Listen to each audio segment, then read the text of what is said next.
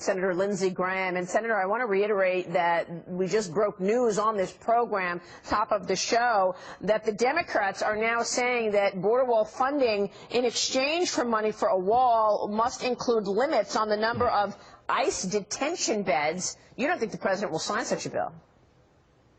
Well, no, he can't sign such a bill. Now, I don't know if that's 100% accurate, but I think that's the impasse we have. They're willing to give the president a little more money for the wall, but in return, they want to limit the number of bed spaces available to house violent criminals. This goes back to AOC's belief that ICE should be abolished. So the bottom line is, how can you get money for a wall and at the same time limit bed spaces for violent offenders and say you've solved the immigration problem? You're actually incentivizing more illegal immigration by reducing the bed space, and it undercuts any money you would get for a wall. He can't sign that bill. If that's the friction point, then we'll have a continuing resolution and we'll just keep talking. Continuing resolution passed February 15th. This is just extraordinary. We've got more on this and we'll keep following it throughout the whole show, but I've got to get your take on William Barr. When are you expecting the new Attorney General to be in place? Next week. We'll take him up on the floor Tuesday. He did a fantastic job during the hearing. You got to remember, he's the former Attorney General for Bush 41. He was confirmed with a voice vote. Not even a roll call was needed. He's been the Deputy Attorney General by voice vote. He's been the General Counsel for the CIA by voice vote. He's one of the preeminent lawyers of our time. He's a steady hand. He did not get one Democratic vote in the committee. I'm disappointed in that, but he will make it through confirmation this week on the floor.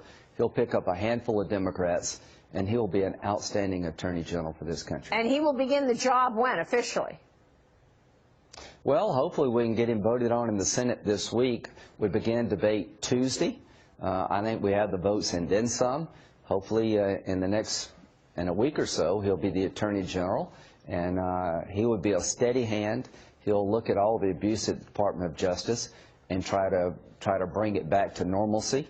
He will let Mueller finish his job without interference, but I'm hoping and praying and believing that he will look at the FISA abuse and the other rogue elements of the Department of Justice during the 2016 campaign. Yeah, well, and you've said you are going to also do a deep dive at Senate Judiciary in terms of uncovering the facts and seeking the truth in terms of the behavior of the cabal of people at the top of the FBI. What can we expect? Who are you going to You've got subpoena power. Tell us what you expect. Right. Well, the first thing is Mr. Horowitz, the Inspector General for the Department of Justice, is now looking at the FISA abuse process.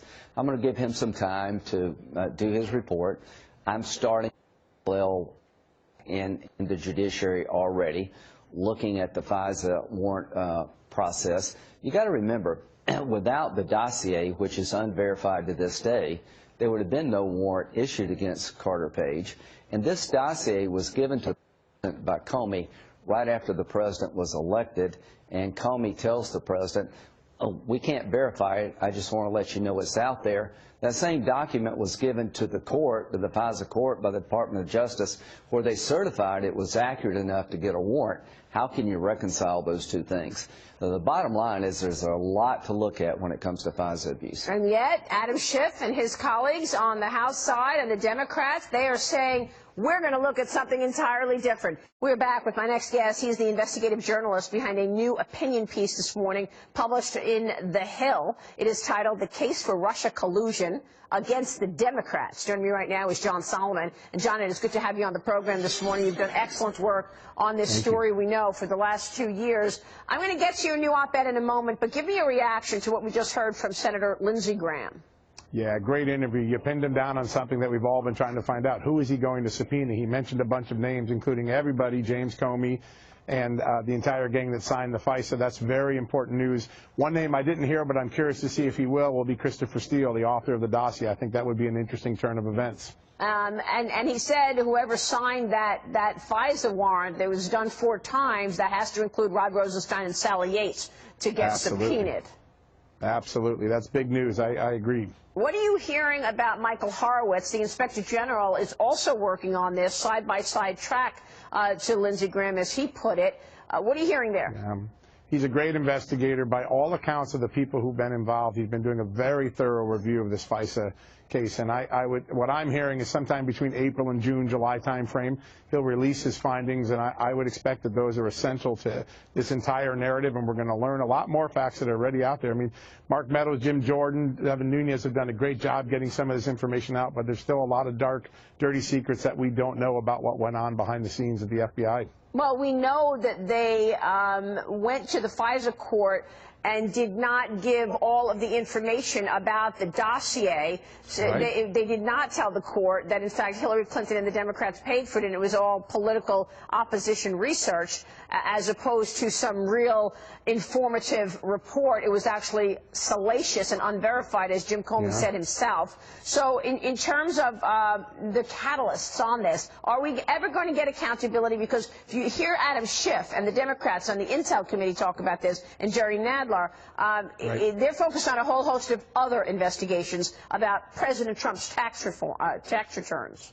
Yeah, and there's no doubt. The accountability is going to have to come from the Senate, where the Republicans have that committee. The Judiciary Committee has to come from the president, who can declassify all those FISA documents. I think the release of those documents will show how much exculpatory evidence the FBI had about Trump not colluding that it didn't tell the court, and that will make this an even more serious matter.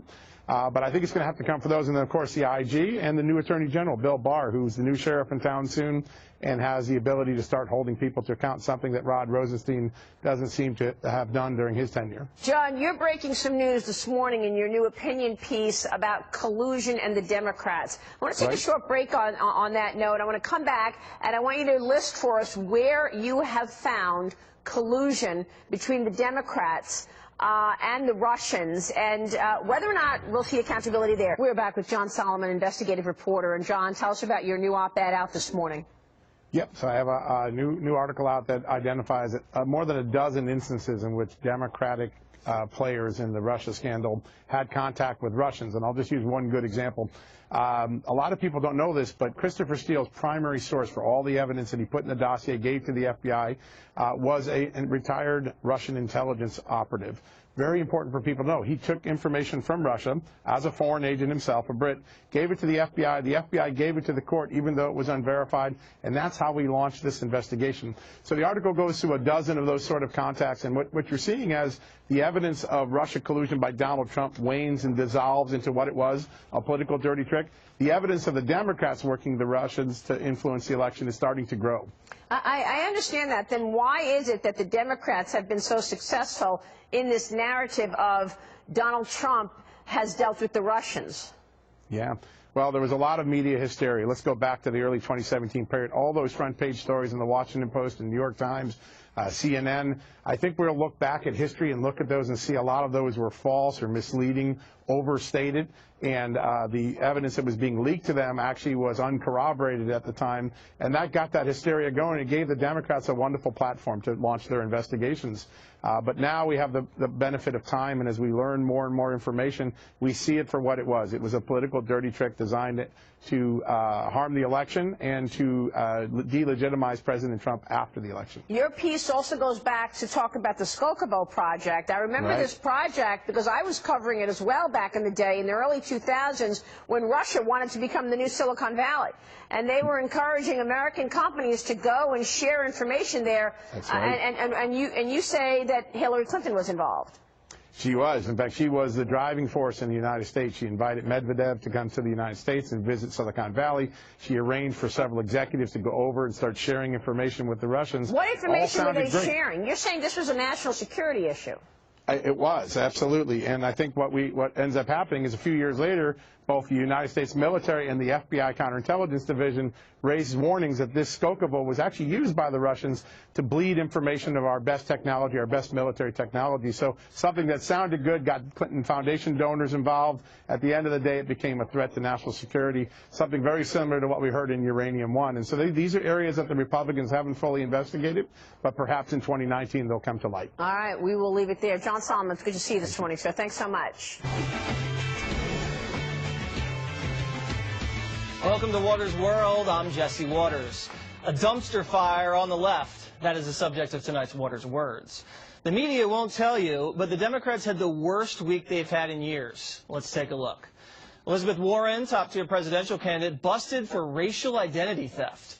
Here's a Texas State Bar registration card where she claimed her race was American Indian. She's toast. A plagiarism scandal rocking the top echelons of the liberal media. The former executive editor of the New York Times, Jill Abramson, her new book's about the press, apparently riddled with sloppy errors and rampant plagiarism. She got smoked by Martha McCallum earlier this week. The paragraphs are very similar in your writing. Do you have any comment on this? There's another one, Lizzie Wildcom, the bad boy brand. I mean, you're going to be asked to respond to this at some point, and I'll put them right in front of you. You know, all I can tell you is, you know, them. I certainly didn't plagiarize in my book. No, sure you didn't. Makes you think, what kind of operation was she running at the Times all these years? And the media fact checkers are lying to you. The president at the State of the Union said violent crime in El Paso, Texas, dropped after a border wall was built. But the next day, fact checkers claim the president lied. Look at this Vox headline here. A border fence did not lower crime rates in El Paso. In fact, crime went up a bit. Now, that's a total dishonest distortion of the facts. The media cherry-picked the timeline from the time money was authorized for the wall and until only 2011 to make it look like crime went up. But the facts are, when the wall was completed in El Paso in 2009, there were, 3,300 violent crimes reported that year. And in 2016, the latest year data was available, about 2,600 violent crimes were reported. Crime dropped 20% since the wall was erected in El Paso. Now, the fact checkers have become fake news. Socialism on the rise. Here's the president at the State of the Union. America was founded on liberty and independence, and not government coercion, domination, and control. We are born free, and we will stay free.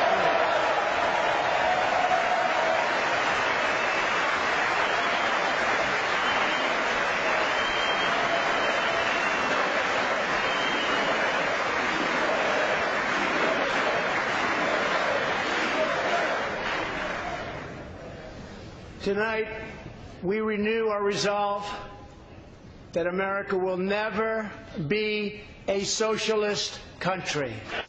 Notice how all the Democrats sat.